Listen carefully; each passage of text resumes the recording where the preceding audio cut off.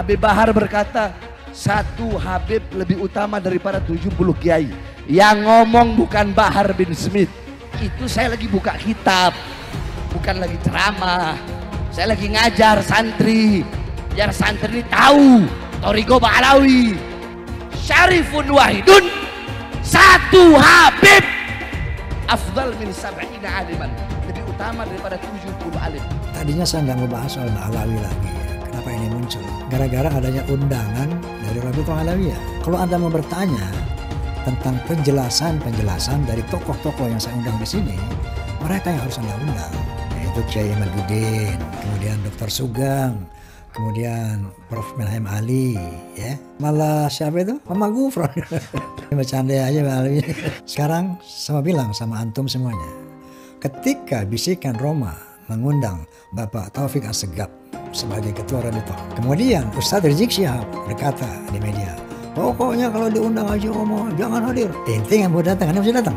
Yang menambah keyakinan saya bahwa Ba'alawi betul Nabi, yaitu sikap Ustadz Muhammad Rizik Syihab yang secara lantang di depan rambut Rasulullah SAW mengatakan, ayo barang siapa yang ngaku keturunan Nabi, tes DNA. Sesuai dengan kajian ilmiah bahwa Anda tidak terbukti sebagai cucu Nabi, itu saja. La taqfu ma laysa laka bihi ilm. Jangan kau ikuti sesuatu yang tidak ada dalil. Kalau mau membela nasab Ba'alawi itu sahih, mana dalilnya? Ayo kita berdiskusi. Ayo kita bicarakan mana dalilnya. Kita sudah mengetahui dari para orang-orang yang membela tidak ada dalil. Tapi sekali lagi, apapun yang terjadi, ini penting untuk digarisbawahi. Apa yang kami lakukan itu adalah hanya sekedar kami ingin katakan bahwa pengakuan Anda sebagai cucu Nabi tidak terbukti. Anda bukan cucu Nabi. Imigran Yaman, ayo kita deportasi mereka dan lain sebagainya. Kenapa muncul sentimen-sentimen yang seperti itu? Pihak orang-orang dari kalangan habaib gagal untuk menunjukkan bahwa kami itu baik, rahmatan lil alamin, gagal untuk menyampaikan itu ke publik karena yang ditampilkan itu apa? Kekerasan atas nama habaib, bahwa kami itu boleh melakukan persekusi. Bahkan Pak Habib Bahar bin Smith di pengadilan, ketika beliau sedang diadili, kemudian ada saksi dan kemudian beliau mengatakan, kamu tahu nggak siapa saya? Saya adalah keturunan Nabi. Kalau kakek saya begini, kamu tahu kakek saya seperti ini, kenapa kamu memberatkan? Kamu membuat kesaksian yang memberatkan pada saya. Itu kan sebenarnya menyakiti kaum muslimin. Karena ada orang yang melakukan kekerasan atas nama Nabi, diadili tapi minta privilege. Siapa yang melakukan itu? Golongan habaib. Saya Irma Suryani, fraksi Partai Nasdem, Komisi 9 DPR RI. Pemirsa, terus terang, kali ini saya akan memperbincangkan terkait dengan pengalihan atau klaim-klaim yang dilakukan oleh oknum-oknum yang menyesatkan sejarah kebangsaan Republik Indonesia dengan mengakui seluruh pahlawan-pahlawan bangsa yang berjuang merebut kemerdekaan sebagai bagian dari kelompok mereka. Saya sebut saja kelompok Ba'alawi. Terus terang, bagi saya, jika ada oknum-oknum yang mengaku-ngaku sebagai cucu Nabi, silahkan saja, sepanjang tidak menyesatkan umat. Apalagi kemudian menyesatkan sejarah perjuangan kemerdekaan bangsa Indonesia. Maka saya teringat, saya tanya waktu podcast dengan beliau kemarin, kenapa? Apa awalnya Anda melakukan penelitian ini? Padahal beliau dulu yang membuat nasab tentang Ba'alawi ini. Lalu kata beliau, selama ini saya menyaksikan arogansi daripada oknum-oknum habaib yang jauh dari syariat. Jadi membuat doktrin-doktrin yang sesat, menyesatkan. Maka muncullah kecurigaan beliau. Maka beliau mulai meneliti. Nah tentunya ada sanggahan-sanggahan dan sebagainya. Nah sampai kepada tes DNA.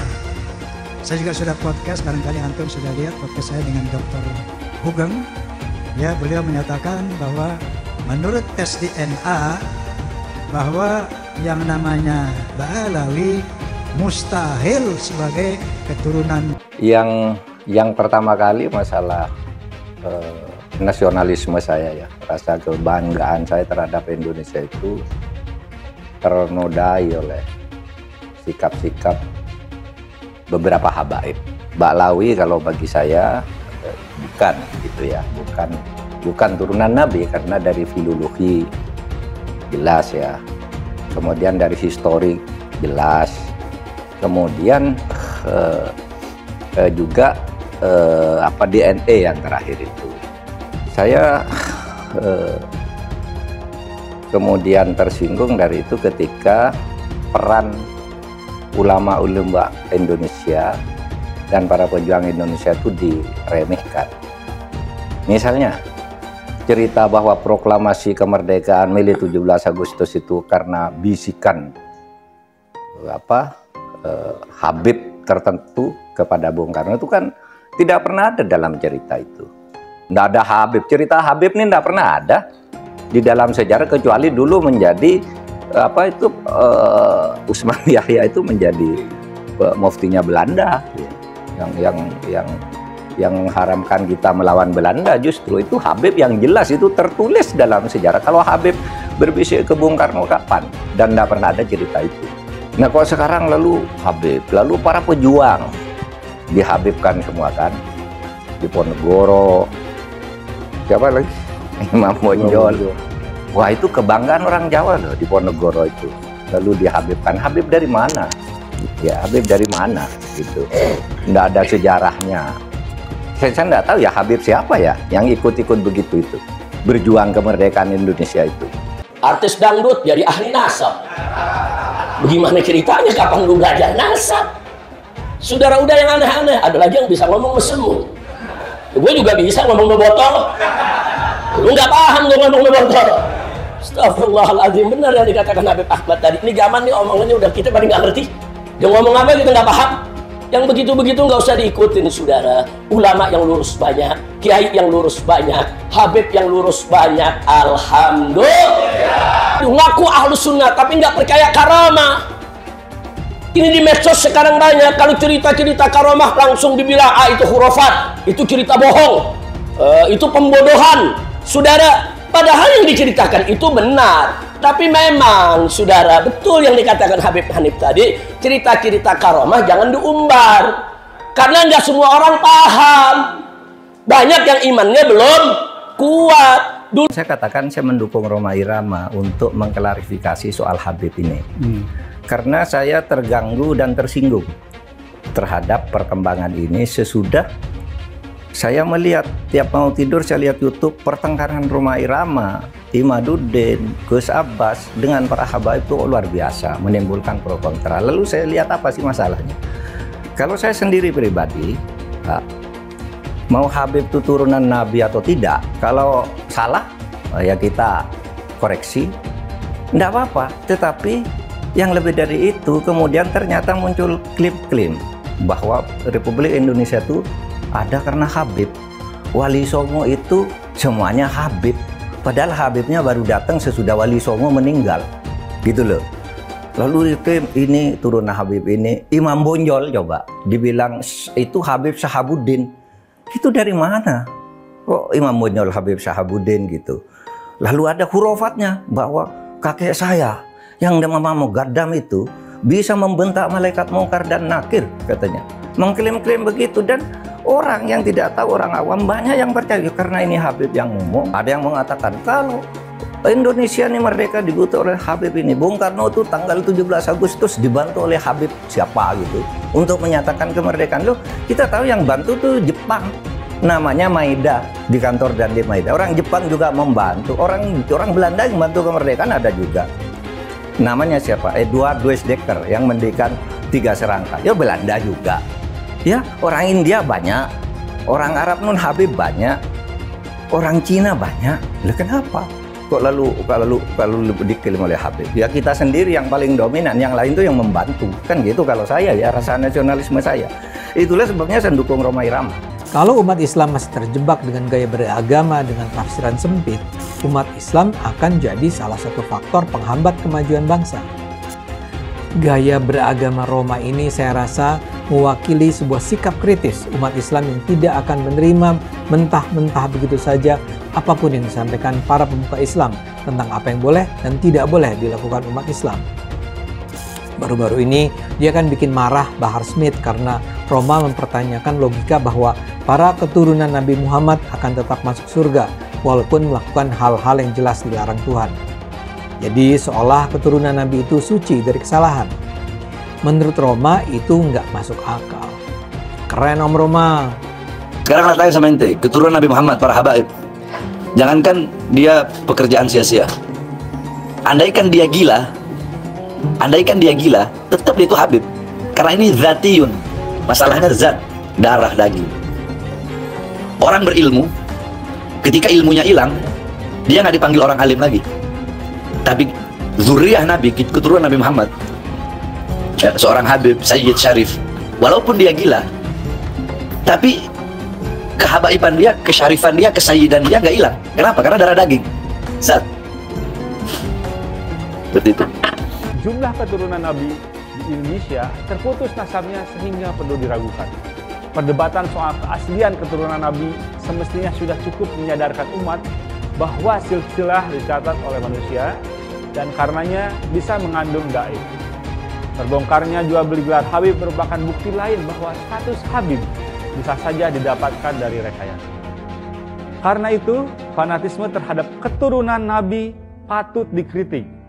Hal itu juga mengingkari kodrat bahwa setiap manusia terlahir setara.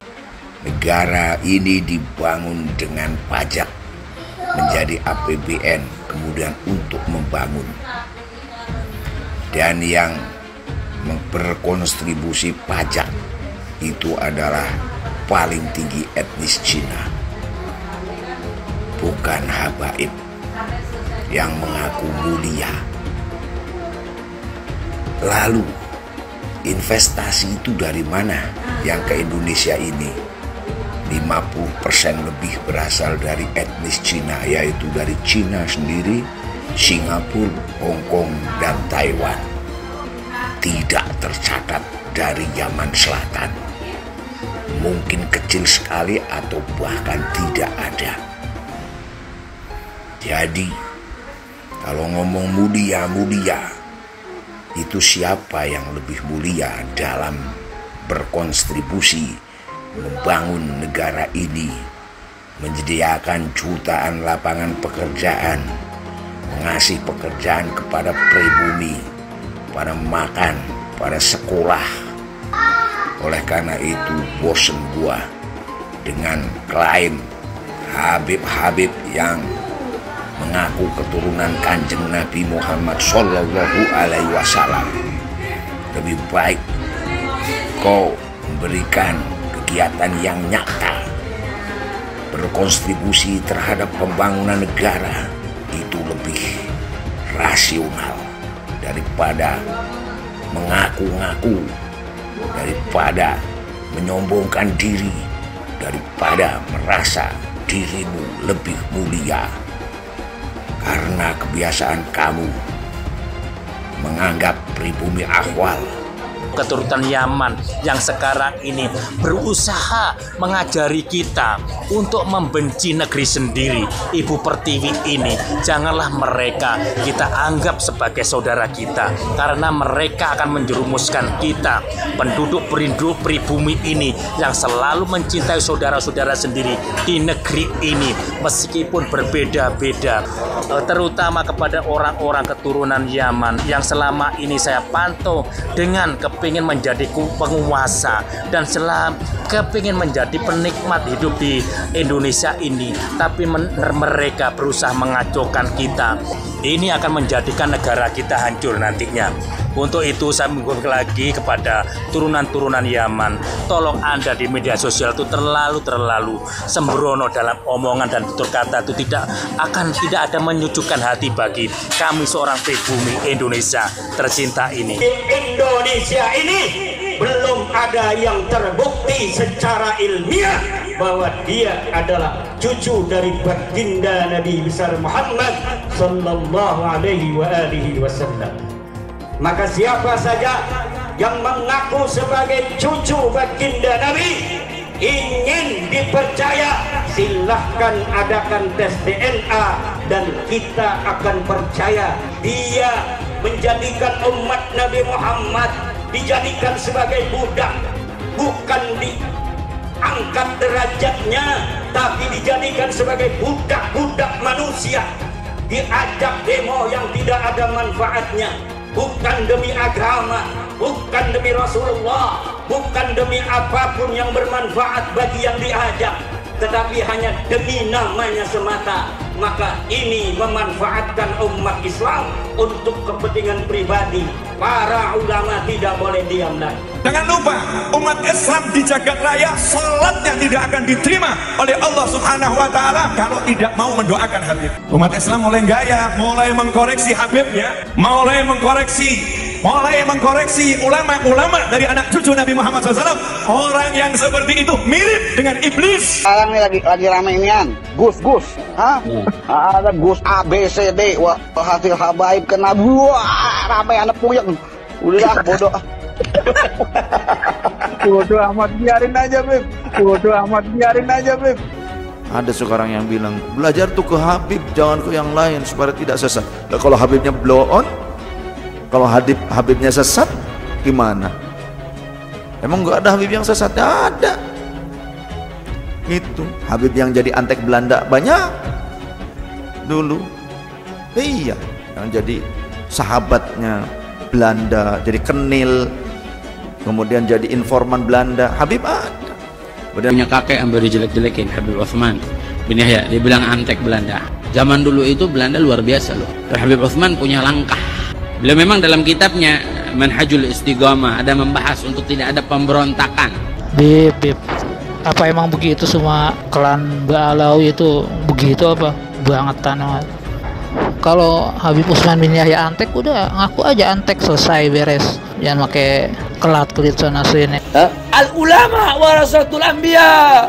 Pewaris para nabi itu ulama, bukan Habib. Iya, memang benar. Habib cucunya Nabi. Satu Habib, walaupun Habibnya jahlun, maksudnya bodoh kata Iwan, itu ukurannya perbandingannya amat 70 kiai yang alim. Kami adalah majikan kalian, kami adalah pemilik bangsa, kami adalah pemilik kedaulatan Indonesia. Kita orang Indonesia, panjenengan semua punya hak untuk hidup nyaman, merdeka. Jangan mau diperbudak. Apalagi kalau ada orang yang akhlaknya buruk kemudian meminta Anda semua bangsa Indonesia menjadi tameng hidup mereka. Jangan mau dengan doktrin di darah kami mengalir darah Rasul SAW. Di dalam tubuh kami mengalir darah Rasulullah. Di dalam tubuh kami mengalir darah Rasulullah. Kami ini cucu Rasul, maka siap kalian bela habaib, bela kami. Siap kalian angkat senjata untuk habaib. Yang dibelanya mafia, yang dibelanya begundal. Siap korbankan nyawa demi habaib. Siap korbankan darah demi habaib. Siap korbankan nyawa demi habaib. Allahu Akbar. Ternyata banyak sekali ulama-ulama gadungan di Indonesia atau ulama palsu yang meraup keuntungan yang sangat besar dengan berjualan agama itu, dengan ceramah di mana-mana dan sebagainya. Ternyata Pak Habib Bahar tidak bisa membaca Arab gundul. Jadi pas diminta membaca, gagap sekali gitu, panik gitu. Oh, ayo, gimana ya? Cuman yang agak uniknya itu adalah selain sangat belepotan, sangat gelagapan, ternyata membacanya juga dari kiri ke kanan. MUI, di mana MUI? Percayalah, MUI itu hanya, ya sampai sejauh yang kita ketahui ya, kita belum mengenal ada MUI itu yang misalkan melawan ulama yang menyesatkan atau apa kayak gitu, ya dibiarkan aja, biasa-biasa aja gitu. Kecuali yang kecil-kecil. Kalau yang kecil-kecil ya mereka beranilah bertindak. Tapi kalau misalkan yang sudah punya masa besar dan sebagainya, ya mereka diam aja. Ustadz yang labelnya ulama gitu, apalagi yang kaya raya, itu senyap. Baraya nggak hafal dalil juga nggak apa-apa. Banyak kan ustadz yang kayak gitu. Baraya nggak bisa baca Quran, nggak bisa Arab gundul juga, ya nggak apa-apa. Mereka nanti mau menista agama kayak, mereka nanti mau menghujat agama, mau membuat agama ini menjadi keruh, menjadi agama itu menjadi mencekam, menjadi sering menghujat, menjudge dan lain sebagainya. Ya itu kan gara-gara ulama-ulama gadungan yang seperti itu kan. Yani fi dhanbih min al-mu'minin yakhruj. كيوم ليلة أول في ذنبه من المؤمن يخرج أمه ولدته كيوم ليلة في ذنبه من المؤمن يخرج. Coba kita perhatikan, simak kitab Durratun Nasihin yang dibaca oleh Habib Bahar. Beliau membaca dengan bacaan fi dzanbih minal mu'minina yakhruj. Berarti dia membacanya ini ke sini, ke arah kanan. Gak tahu dia belajar dari mana, cuma cara membacanya itu kebalik dari sini ke sini gitu ya. يعني في ذنبه من المؤمن يخرج في ذنبه من المؤمن يخرج. Habib Bahar ini kenapa kemudian ditertawakan oleh banyak teman-teman saya? Awalnya saya pikir itu biasa aja gitu ya, kalau seorang Habib Bahar baca kitab kuning. Nah, Habib Bahar membaca kitab kuning, kitab bahasa Arab, dari kiri ke kanan. Jadi penasaran kalau Habib Bahar baca Al-Quran itu gimana? Apakah dari kiri ke kanan juga? Fidam di minal mu'min yakhruj ini emang emang secara susunan kata itu nggak memungkinkan gitu. Tuhan menakdirkan dia untuk dibuka aibnya di depan Refli Harun dan disaksikan oleh semua orang, dan kita akhirnya tahu bahwa Bahar nggak bisa baca kitab. Kalau dari sini gitu ya, setelah ini masih ada orang ngikutin Habib Bahar, saya bingung itu karena apa. Dari sisi keilmuan dia nggak ada, dari sisi nasab sudah dipertanyakan dan kemudian diragukan karena nasabnya terputus, nasab Ba'alawi. Dari sisi pengetahuan keilmuan juga jelas diragukan karena nggak bisa baca kitab.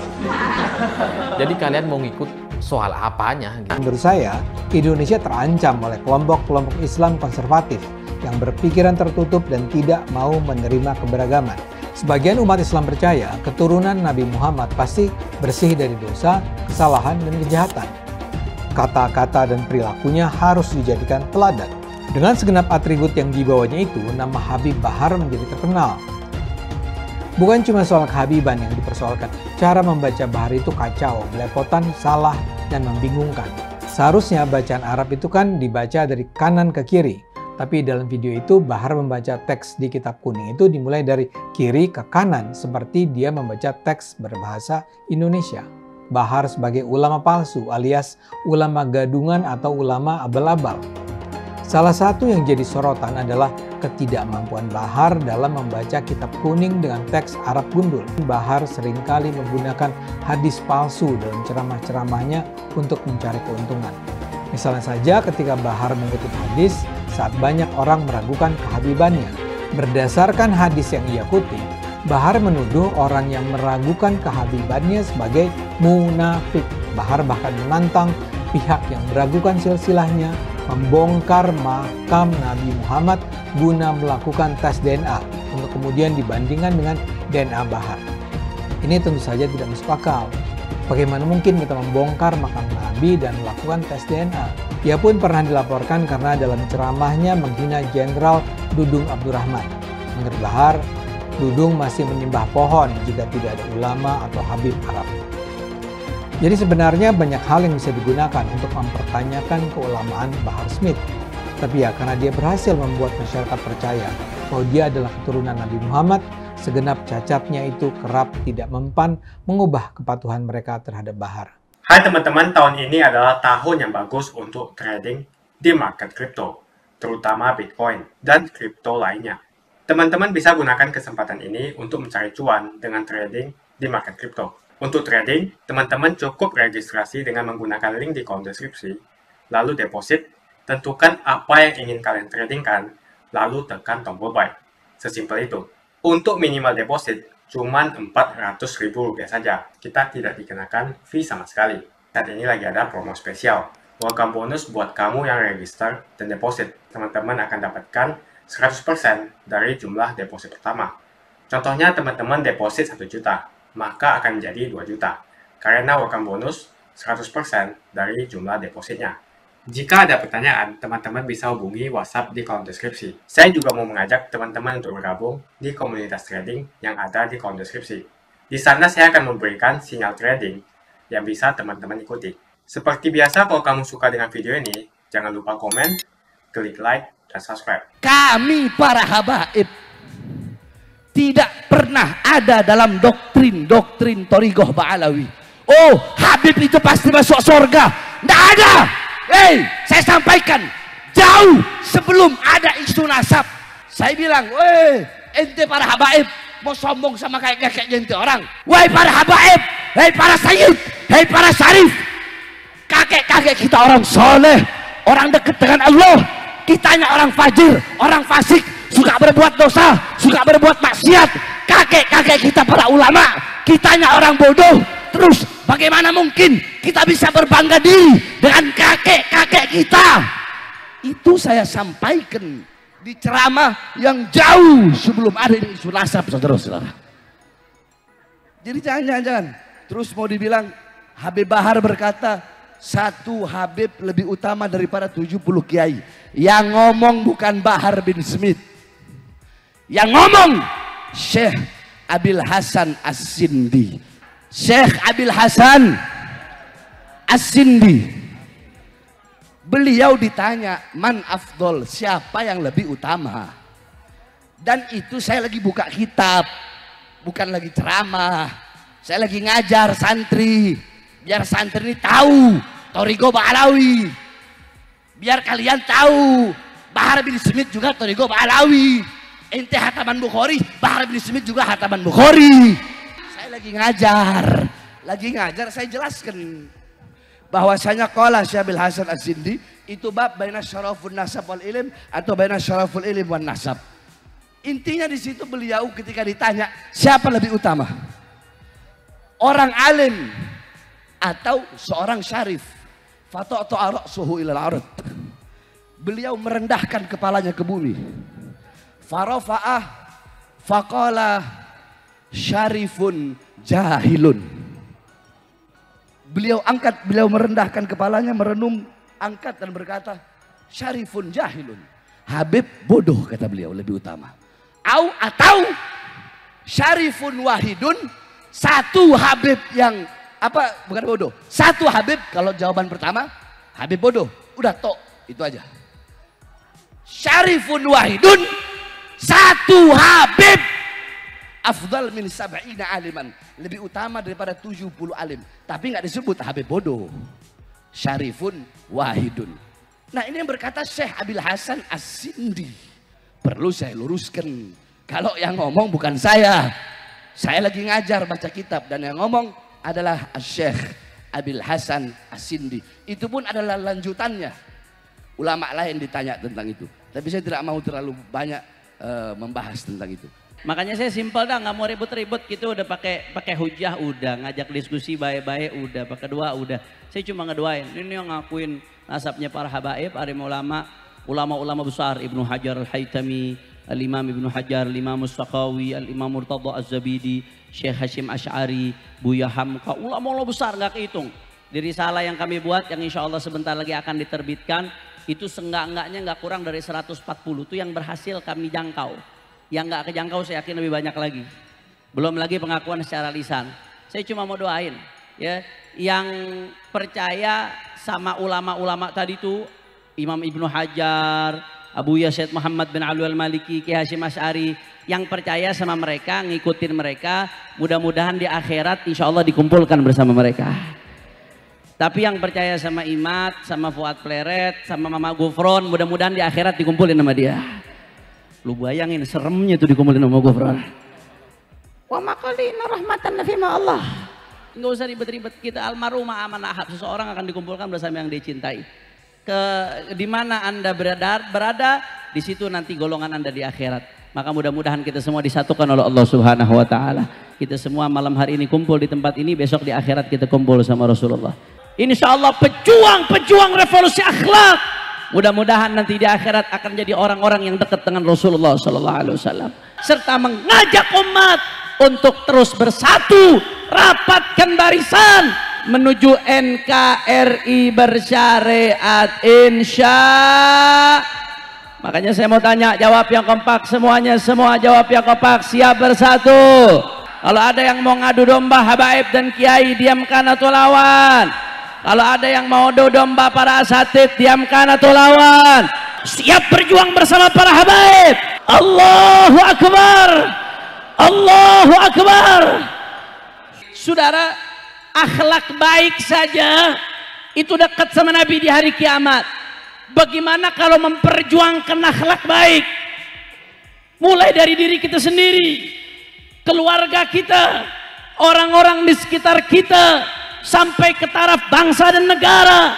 Maka saya yakin dengan berkat sabdanya Rasulullah, insya Allah pejuang-pejuang revolusi akhlak, mudah-mudahan nanti di akhirat akan jadi orang-orang yang dekat dengan Rasulullah SAW, serta mengajak umat untuk terus bersatu, rapatkan barisan menuju NKRI bersyariat insya. Makanya saya mau tanya, jawab yang kompak semuanya, semua jawab yang kompak. Siap bersatu? Kurang kompak, kurang semangat. Siap bersatu? Siap rapatkan barisan? Siap jaga persatuan? Saya mau tanya, kalau ada yang mau pecah belah umat dengan isu rasial, dengan rasis, dengan berbagai isu-isu macam lainnya, kira-kira diamkan atau lawan? Kurang kompak, kurang semangat, diamkan atau lawan? Kalau ada yang mau ngadu domba habaib dan kiai, diamkan atau lawan? Kalau ada yang mau adu domba para asatid, diamkan atau lawan? Kalau ada yang mau ngacak-ngacak persatuan Indonesia, diamkan atau lawan? Siap jaga persatuan, siap berjuang bersama para habaib, siap berjuang bersama para kiai, siap jaga NKRI. Semua angkat tangannya. Allahu Akbar, Allahu Akbar, Allahu Akbar. Sallu ala Nabi. Habib-habib ini sering sekali menggelar aksi unjuk rasa yang dinamakan sebagai aksi bela rakyat. Rakyat yang mana yang kamu bela? Lagian tujuan dari demo itu untuk mendesak Presiden Jokowi untuk turun dari jabatannya. Yang jelas dalam video tersebut, Hanif Alatas meneriakkan bahwa dia adalah majikan. Warga yang pribumi dikatakan sebagai budak oleh Habib dari Yaman. Cek dulu dong apakah kamu memang Habib asli. Para pengikut dan umatnya lebih parah lagi, mau saja dijadikan budak oleh Hanif Alatas. Pribumi harus bangkit, jangan mau lagi diinjak-injak oleh Arab Yaman yang ngaku-ngaku sebagai Habib. Saya mengajak para pribumi untuk bangkit, memiliki jiwa nasionalisme, rasa persatuan, dan kesatuan yang tinggi. Jangan mau lagi dikibuli oleh orang-orang seperti Bahar Smith dan Rizik Syihab yang ngaku-ngaku sebagai Habib. Kebangkitan pribumi ini merupakan langkah untuk mengajak rakyat Indonesia memiliki kesadaran agar mampu memperjuangkan Indonesia untuk tidak menjadi budak bangsa lain, terutama Arab Yaman. Orang-orang seperti Bahar dan Rizik Syihab, mereka ngaku-ngaku sebagai Habib. Bisa saja mereka Habib palsu, karena tidak ada pembuktian cek keturunan bahwa betul mereka adalah keturunan Nabi. Jangan terus mengibuli masyarakat dengan menjual nazab. Jual nazab untuk mengumpulkan pundi-pundi rupiah dan kaya raya dengan mengibuli masyarakat. Lihat si Bahar dan si Rizik, dari miskin jadi kaya. Bahar Smith yang dulunya tidak punya mobil sekarang mempunyai banyak koleksi mobil-mobil mewah. Kalau mobilnya dijual semua, mungkin mencapai hingga puluhan miliar. Yang menjadi pertanyaan, apakah dia membayar pajak? Lalu dari mana penghasilan miliarannya itu? Dengan ceramah dan menjual ayat, si Bahar Smith bisa membeli mobil mewah yang harganya miliaran. Coba cek pajaknya. Apakah dia membayar pajak? Tidak pantas seorang mengaku cucu Nabi, tapi kelakuannya tidak ada kesopanan sama sekali. Ada juga murid dari Bahar Smith yang mengatakan satu Habib bodoh sama dengan 70 kiai alim. Mau sampai kapan bangsa Indonesia mampu dia menahan diri dan membiarkan bangsanya sendiri dihasut, diadu domba, diperdaya dan diperalat, bahkan diperbudak oleh manusia-manusia keturunan Yaman yang notabene pendatang dan belum jelas juga Habib asli atau bukan. Disuruh lakukan cek keturunan, dia takut, gak berani. Berani tidak mereka yang ngaku Habib itu melakukan tes untuk membuktikan mereka betul keturunan Nabi? Kalau para Habib tidak berani melakukan tes, jangan disanjung-sanjung. Apalagi ajaran yang disampaikan penuh dengan ujaran kebencian, seperti Bahar Smith, Rizik Syihab, dan penceramah-penceramah lainnya. Tak usahlah panggil Habib-Habib, seakan-akan keturunan Arab kastanya lebih tinggi dari keturunan pribumi atau keturunan Cina. Seakan-akan Cina dan pribumi di bawah orang Arab. Namun Cina sudah menjadi nomor 1 di dunia. Dan saya percaya Indonesia akan menjadi negara maju dengan mayoritas pribumi. Seharusnya Arab Yaman harusnya belajar dari negeri Cina. Seperti kata kitab suci, belajarlah sampai negeri Cina. Begitu saja opini saya hari ini. Tuliskan opini kalian tentang Bahar Smith di kolom komentar. Jika kalian setuju dengan pendapat saya, ayo tekan like di video ini. Dan bagikan video ini ke teman dan family Anda, supaya mereka semua mengetahui tentang informasi ini. Tekan tombol subscribe dan bunyikan lonceng notifikasi supaya kamu tidak ketinggalan.